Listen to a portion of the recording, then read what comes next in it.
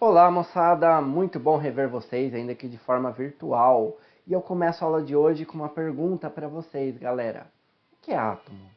Bom, pode vir várias respostas a partir dessa pergunta, mas o que interessa é que o tema da nossa aula de hoje é sobre modelos atômicos e como que foi essa evolução. Vamos começar, moçada? A aula de hoje é importantíssima, nós vamos falar sobre os modelos atômicos. Bora lá então, galera. A gente começa não em um modelo atômico propriamente dito, mas a gente começa numa primeira ideia do que seria o átomo. E essa ideia foi proposta por dois filósofos gregos, chamados Leucipo e Demócrito. Então, eles fizeram um questionamento aparentemente muito elementar. Do que a matéria é feita? Isso, galera, foi no ano de 400 a.C., faz bastante tempo. A resposta deles foi também bastante simples. Então, para Leucipo e Demócrito, esse pedacinho da matéria tão pequenininho que não é mais possível de ser dividido é o que eles chamaram de átomo. E átomo, galera, é uma palavra que em grego significa que não se divide, indivisível. Agora sim a gente começa a falar dos modelos atômicos. Então, começando pelo modelo de Dalton. Galera, Dalton, modelo da bola de bilhar. Olha para essa bolinha aí gigante que está na tela, para você gravar. Dalton, modelo da bola de bilhar. Josias, o que é bola de bilhar? É uma bola de sinuca. Então, é o modelo da bola de sinuca. Essa teoria foi elaborada por Dalton em 1808 d.C.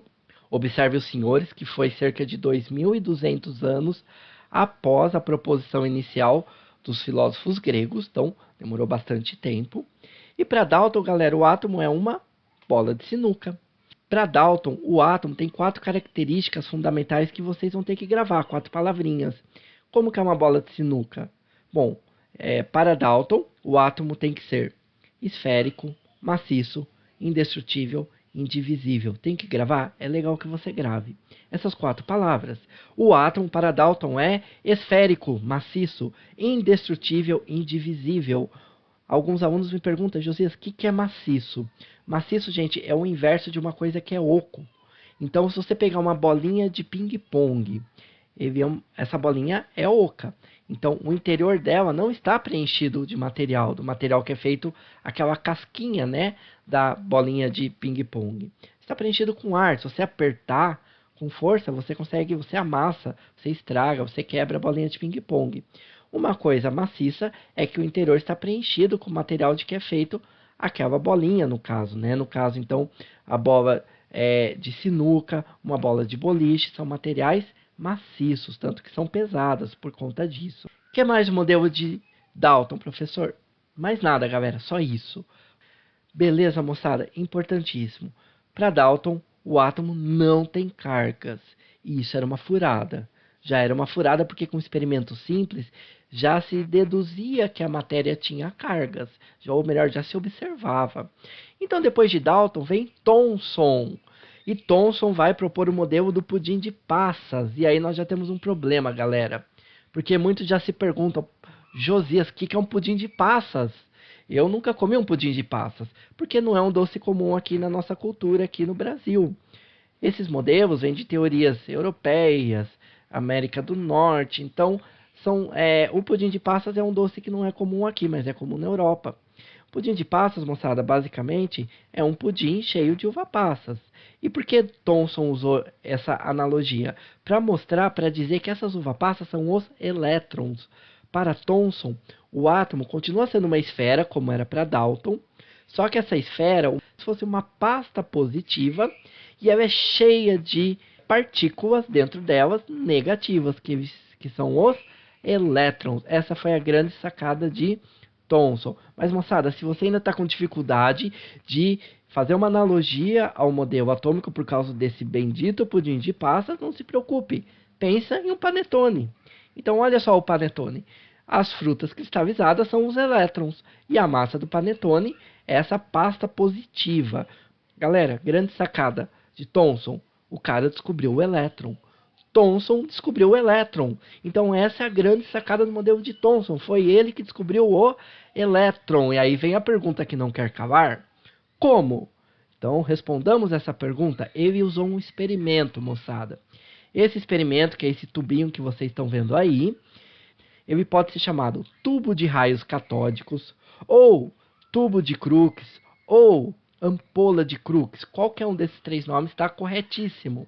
Galera, esse experimento do tubo de raios catódicos, vou chamar assim, ele basicamente é uma ampola de vidro, como se fosse uma garrafa de vidro lacrada, onde você tem um gás, só que esse gás está numa quantidade muito pequena, a uma baixíssima pressão.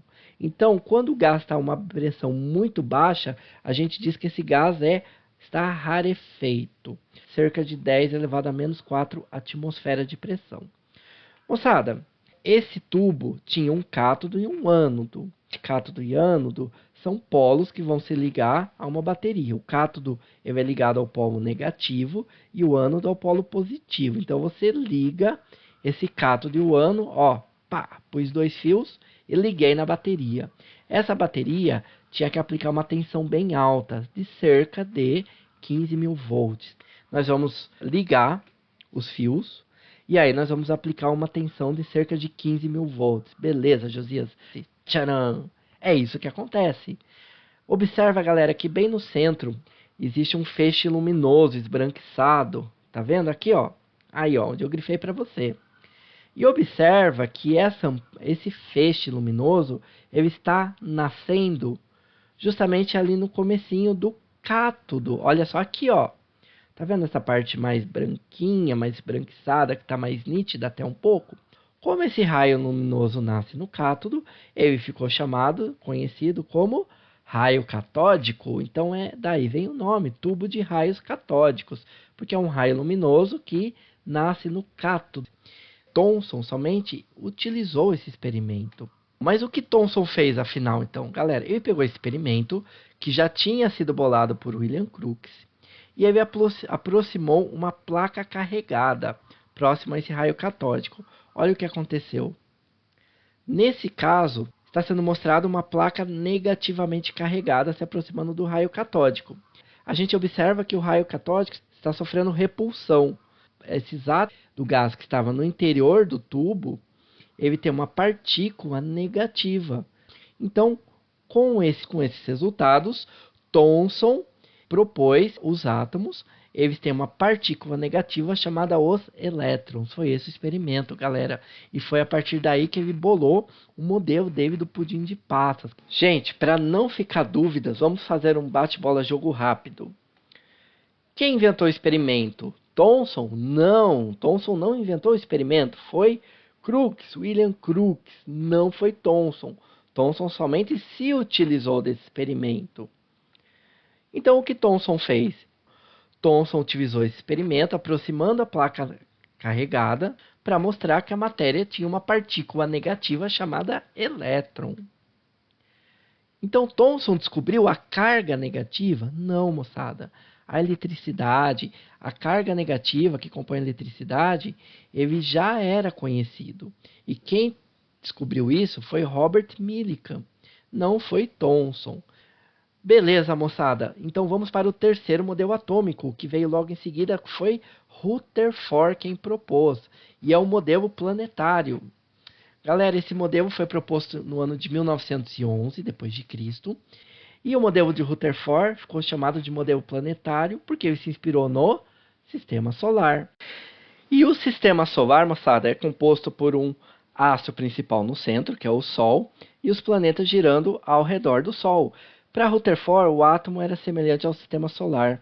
Nós tínhamos uma coisa muito importante no centro, que é o núcleo do átomo, e nós temos os elétrons girando ao redor do núcleo, como se fossem os planetas, em uma região chamada de eletrosfera. Então, o átomo tem duas regiões importantes para Rutherford: o núcleo no centro e a eletrosfera ao redor. Para Rutherford, galera, o núcleo é pesado. O núcleo é bastante pesado. E os elétrons eram muito leves, tanto que a gente considera a massa do elétron praticamente zero quando comparado ao núcleo. Ah, Josias, então o elétron não tem massa, certo? Errado. Elétron é partícula, gente, tem massa. Só que eu estou dizendo que a massa do elétron perto da massa do núcleo é muito pequena. É como você pegar um elefante e você pesa esse elefante. Aí você coloca mais uma formiguinha na balança. A massa do elefante muda de forma significativa? Não. Ah, então eu posso concluir que a formiga não tem massa? Não, a formiga tem massa. Mas a massa não é relevante perto da massa do elefante, que é muito grande. Então, essa é a ideia, a massa entre o elétron e o núcleo, entre as partículas que estão no núcleo. E como que Rutherford chegou nesse resultado, galera? Ele fez um experimento também. Ele tinha uma tecnologia que ele utilizou na época que era a radioatividade. Ah, Rutherford descobriu a radioatividade? Não, Rutherford não descobriu, ele se apropriou dessa tecnologia. Galera, ele usou um metal radioativo, que é o polônio. E o polônio, ele emite partículas alfa. Mas a partícula alfa é uma partícula que tem uma massa relativamente grande. 4 unidades de massa atômica. Ele se assemelha a um átomo de hélio. E ele pegou uma folha muito fina mesmo, de ouro.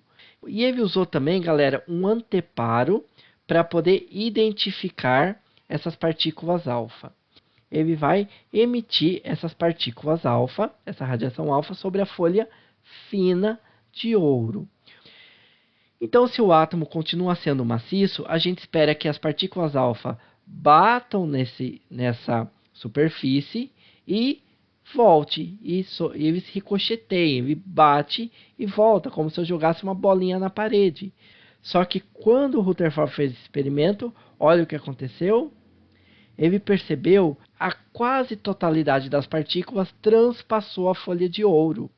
Somente algumas poucas partículas ricochetearam, ou seja, bateram e voltaram. E aí, galera, como explicar isso? Rutherford teve que mudar o conceito do modelo atômico. Então, Rutherford ele chega com o resultado desse experimento no modelo planetário, onde o átomo ele deve ter um núcleo e tem elétrons girando ao redor desse núcleo na região que a gente chama de eletrosfera.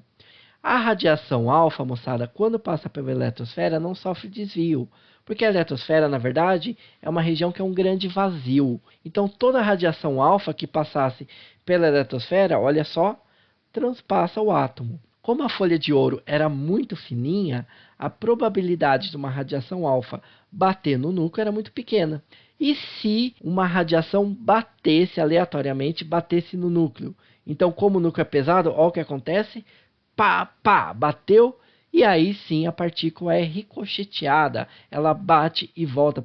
E aí, galera, não se esqueçam que algumas partículas sofreram um desvio na trajetória. Essas foram partículas que pegaram de raspão no núcleo. Olha só, por exemplo, assim, pá, pegou de raspão, então não foi suficiente para bater e voltar, mas como pegou de raspão, sofreu um desvio em sua trajetória. Então, galera, essa foi a conclusão de Rutherford. Grava que Rutherford, modelo planetário, beleza, moçada? O átomo tem núcleo e elétrons girando ao redor desse átomo. Ok, o modelo estava bonito, estava melhorado, mas ainda tinha uma dúvida muito importante. Se eu juntar um monte de partículas positivas no núcleo, já que Rutherford propôs que a carga positiva estava concentrada no núcleo, elas vão sofrer repulsão e o núcleo não tem estabilidade, se desfaz. Então, como que se explica isso?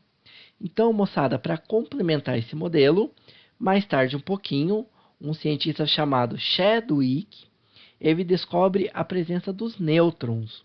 Então, James Chadwick, em 1932, descobriu que o núcleo não tem somente prótons, mas ele tem partículas neutras que servem justo para minimizar ou neutralizar a repulsão entre os prótons, tornando o núcleo uma estrutura estável. Então, o átomo, para Rutherford, ele tem o núcleo e a eletrosfera, essas duas regiões importantes. No núcleo, eu tenho dois tipos de partículas, que são os prótons e os nêutrons. Os prótons, que eu represento por esse P com o sinal de mais, são as partículas o quê? Positivas. E os nêutrons são partículas o quê? Neutras. E na eletrosfera tenho girando os elétrons, que são partículas negativas. Então, esse é o átomo segundo Rutherford. Mas ainda, moçada, ficou uma... Se o elétron é uma partícula negativa e o próton uma positiva, e nós sabemos que carga negativa é atraída com carga positiva, cargas sinais opostos se atraem, por que o elétron ele não se colapsa com o núcleo? Por que não ocorre atração? Os cientistas poderiam justificar da seguinte maneira: o elétron está girando, existe uma energia associada a esse movimento circular que equilibra a força de atração. Ok, mas aí também tem uma outra dúvida.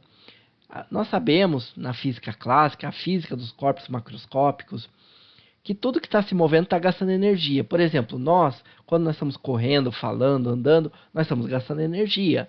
Uma bolinha, se você joga essa bolinha, você transferiu parte da sua energia para essa bolinha e essa energia está sendo gasta na forma de energia cinética. Só que a bolinha não vai rolar para sempre.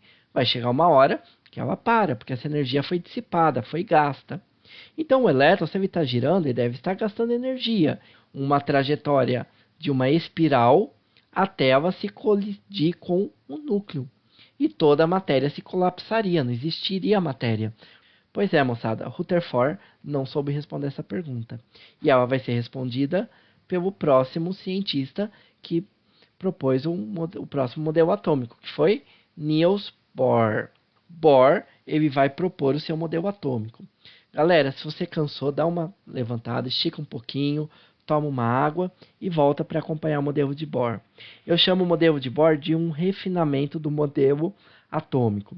Tanto que alguns autores de alguns livros didáticos chamam esse modelo de modelo Rutherford-Bohr. Eles emendam esses dois cientistas fazendo um modelo só. Eu não gosto de fazer essa junção porque Bohr teve suas contribuições e Rutherford teve outras contribuições para tentar tirar o máximo de dúvidas possíveis. Vamos lá, galera? O modelo atômico de Bohr, moçada, é um refinamento do modelo atômico de Rutherford, ou seja, ajuste fino. Eu gosto de chamar dessa forma. Nós vamos falar de 4 características sobre o modelo de Bohr, que são as seguintes: mecânica quântica ou física quântica, camadas eletrônicas, saltos eletrônicos e espectro descontínuo. Por que os elétrons não se colidem com o núcleo e o átomo se colapsa? A resposta de Bohr, moçada, foi baseado não na física clássica, mas em uma outra parte da física chamada de física quântica ou mecânica quântica. Então, do ponto de vista da física clássica, a resposta choca, porque a física quântica ela tem leis diferentes da física clássica. A resposta foi simplesmente porque os elétrons têm uma energia que não é perdida durante sua trajetória. Aí você me pergunta: Josias, como assim? Tudo que está se movendo perde energia na forma de energia cinética. Por que os elétrons não? São especiais, são diferentes? Não, moçada. É que quando tem o corpus com massa muito pequenininha, as leis da física clássica não se aplicam para partículas de massa muito pequena, como é o caso do elétron. Para esse tipo de partícula, se aplica a leis da física quântica. Então, galera, olha esse átomo aí que eu desenhei com todo carinho aí, com todo cuidado para vocês. O elétron vai ficar girando na órbita dele indefinidamente. Ele não vai se colapsar porque ele nunca vai perder essa energia. O que, para o ponto de vista da física clássica, isso é um absurdo. Mas aqui nós estamos falando de física quântica e não de física clássica. Ok, mas Josias, o que é essa física quântica, afinal de contas? Então, essas leis, elas vão mostrar como que é o comportamento de partículas com massa tão pequenas. A palavra quântico, moçada, vem de alguma coisa que é pontual, que tem valores discretos. A palavra quântica é o inverso da palavra contínuo. Então, quântico e contínuo são duas coisas opostas. E eu dou um exemplo para vocês. Vocês sabiam que a gente anda de forma quântica e não de forma contínua? Como assim, Josias? Da seguinte maneira: moçada, você deu um passo em determinada região ali do chão. O próximo passo vai ser um pouco mais à frente. Só que a distância entre o seu pé esquerdo e o seu pé direito, você não toca o solo, não é verdade? É diferente, por exemplo, da forma como a roda de um veículo toca o chão. A roda do veículo toca o chão de forma contínua. Então, se você pegar uma determinada trajetória que um carro faz, a roda dele vai tocar o asfalto em todos os pontos, do início até o final daquela trajetória. Então, moçada, uma coisa quântica é o inverso de uma coisa contínua. Quântica é quando você tem alguns valores específicos. E uma coisa contínua é quando você contempla todos os valores. Na natureza, tem duas leis físicas diferentes? Não, galera. Não tem, tem uma só. Só que o que acontece é que quando você pega a física quântica e você aplica nessas equações valores de massa grande, altos, como é o caso dos objetos macroscópicos, essas equações, que são bastante complexas, elas se simplificam e elas viram as leis da física clássica. A física clássica é uma particularidade da física quântica quando a massa dos corpos são grandes. Então, moçada, assim tudo se encaixava. Rutherford, moçada, já havia falado que os elétrons estavam girando ao redor do núcleo. Mas será que os elétrons estão girando de forma desorganizada, aleatoriamente? Bohr percebeu que não, que os elétrons eles estão muito bem organizados em camadas e subcamadas. Mas então, moçada, essas camadas e subcamadas por onde o elétron gira de forma organizada ao redor do núcleo, Bohr ele chamou isso também de nível de energia para as camadas e subnível de energia para as subcamadas. Por que isso? Porque para um elétron estar na camada 1, por exemplo, ele precisa ter uma quantidade de energia específica daquela camada. Então, cada camada, camada 1, 2, 3, 4, tem uma certa quantidade de energia específica que é necessária que o elétron tenha para estar em determinada camada. Por isso, cada camada vai ser chamada de nível de energia, porque de fato cada elétron tem que ter uma quantidade de energia específica para estar numa determinada camada.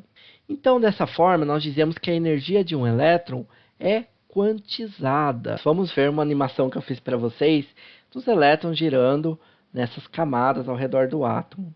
Então, moçada, os elétrons eles estão organizados em camadas e subcamadas e eles giram de uma forma organizada, tá ok, galera? Não é de uma forma aleatória.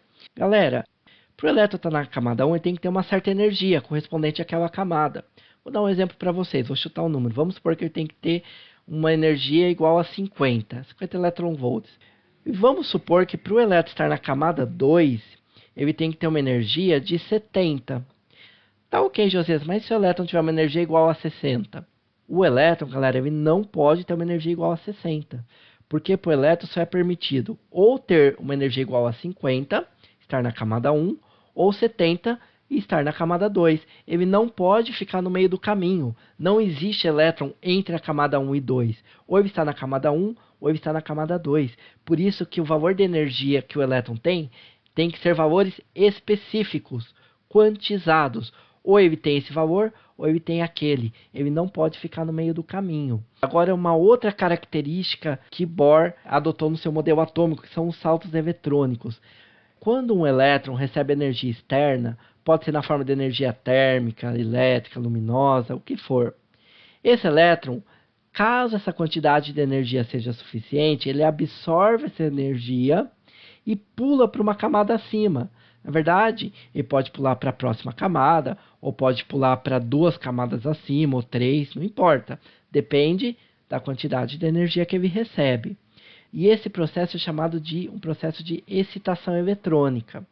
Só que quando o elétron está lá na outra camada, né, que ele saltou, lá não é a casinha dele. E ele quer voltar para a casa dele, ele quer ficar no cantinho dele. Então, imediatamente, ele retorna para a sua camada de origem. E aí, quando ele retorna para a camada de origem, nesse processo que é chamado de relaxação eletrônica, ele tem que liberar aquela energia que ele havia absorvido. E ele vai liberar essa energia na forma de luz. E luz é um tipo de radiação chamada radiação eletromagnética, ou na forma de fóton. Depois eu vou falar melhor o significado de fóton. E a quantidade de energia absorvida e emitida dependem dos níveis de energia que o elétron salta, ou seja, ele está indo da camada 1 para 2, ou da camada 1 para 3, ou da camada 2 para 6.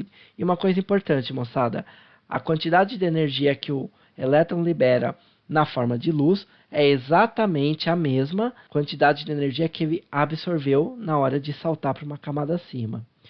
Pessoal, para ficar mais fácil da gente entender, vamos ver uma animação. Então, olha esse elétron girando. Ele está no estado fundamental, ele vai receber energia. Então, pá, recebeu energia externa. Ele pertence à camada 1, ele estava no estado fundamental. Mas quando ele recebe energia externa, olha o que ele faz, ele salta para uma camada acima.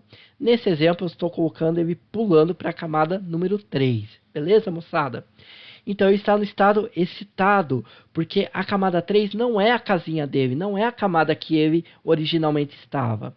Então, o que esse elétron vai fazer? Ele quer voltar para a casinha dele, para a camada dele.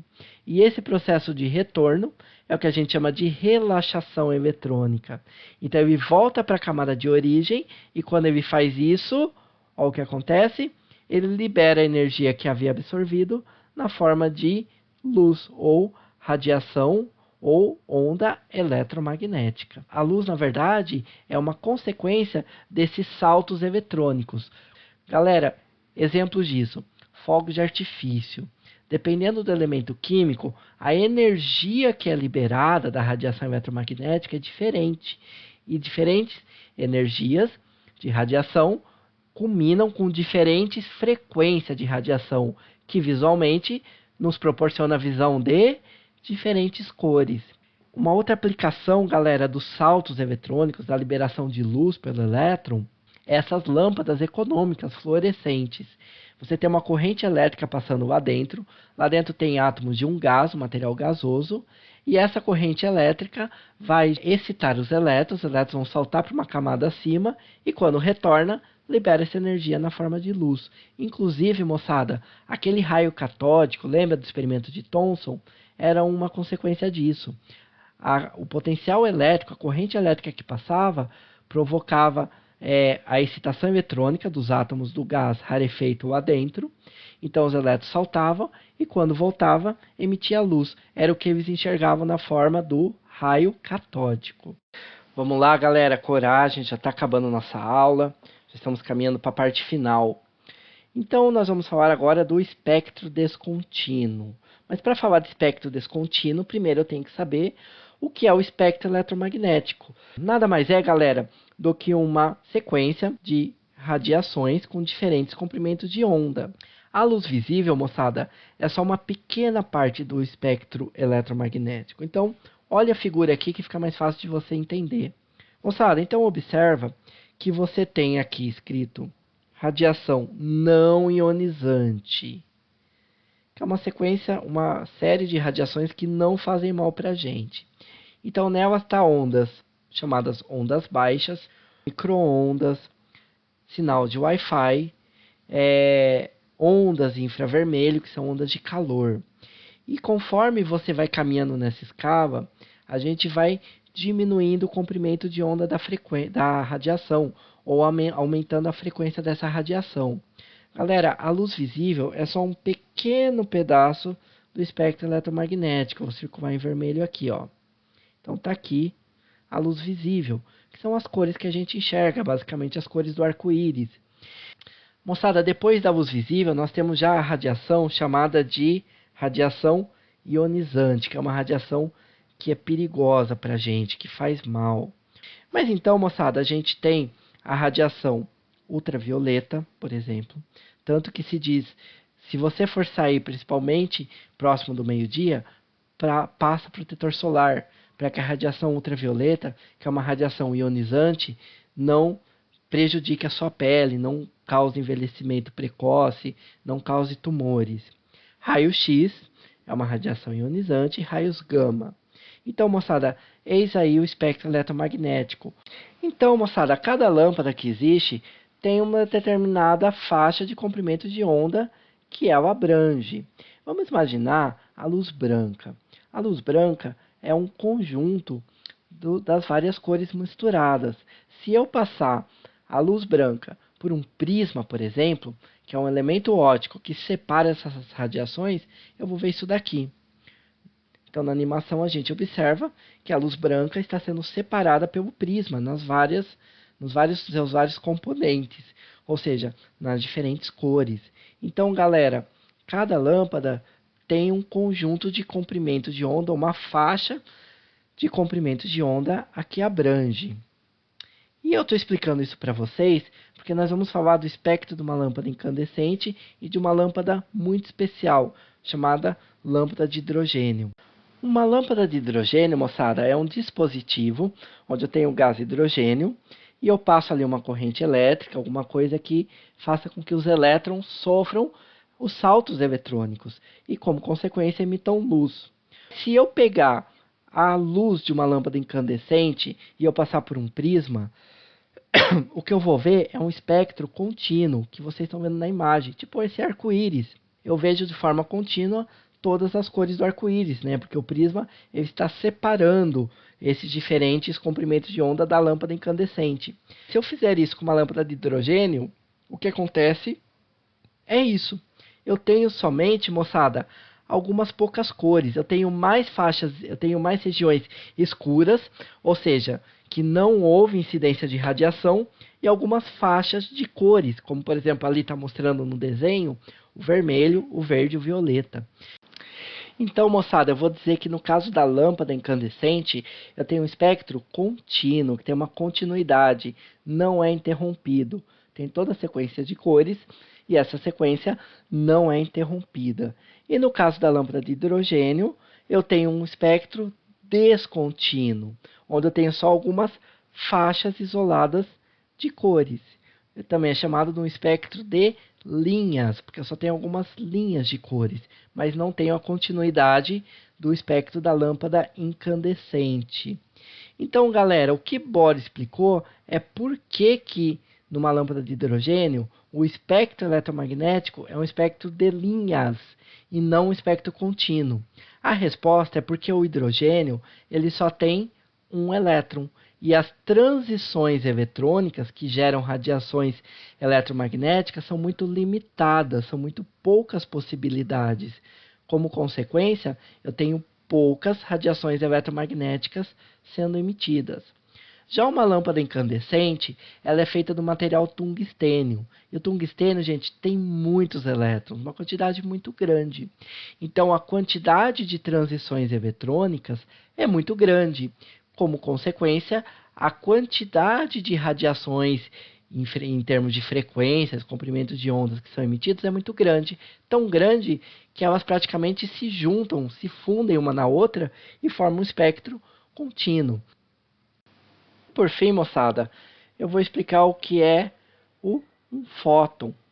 Para explicar o que é um fóton, Bohr utilizou a teoria de Max Planck, que foi um outro cientista muito importante. Moçada, quando um elétron ele pula para uma camada acima e ele volta para a camada de origem, na verdade, o que ele emite é como se fosse um pequeno pacotinho de energia, como se fosse uma partícula que tem energia dentro dessa partícula. Essa partícula, esse pacotinho de energia, ele é chamado de fóton. Isso é o fóton. O que é a radiação eletromagnética, então? É um monte de fótons. Então, esse movimento do elétron de saltar para uma camada acima e voltar, não é feito uma vez só. Ele faz isso zilhões de vezes por segundo. Enquanto tiver energia externa sendo aplicada, por exemplo, uma corrente elétrica, ele fica saltando e voltando, saltando e voltando, saltando e voltando, zilhões de vezes por segundo. Para cada retorno, quando ele volta para a camada de origem, ele emite um fóton. Como ele está fazendo isso zilhões de vezes por segundo, ele está emitindo zilhões de fótons por segundo. E esses zilhões de fótons, o conjunto deles é o que forma a radiação eletromagnética. Sempre, moçada, a energia desse fóton depende das camadas que o elétron pula. Se ele pular, por exemplo, da camada 1 para a camada 2, a energia é pequena. Mas se ele pular da camada 1 para a camada 5, por exemplo, a energia é grande. E a energia de uma radiação, de um fóton, ou a energia da radiação eletromagnética, ela está associada à frequência da radiação. Diferentes energias me proporcionam diferentes frequências. Quanto maior a energia, maior a frequência da radiação. Diferentes frequências significam diferentes cores.